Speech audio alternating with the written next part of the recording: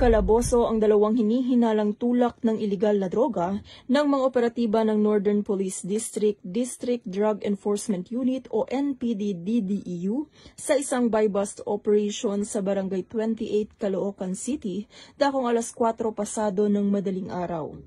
Kinilala ng pulisya ang mga nadakip na suspect na sina alias Tetong, 34 na anyos, residente ng Tondo, Manila at Tonton, 41 anyos, isang tricycle driver mula sa Maypaho, Caloocan City.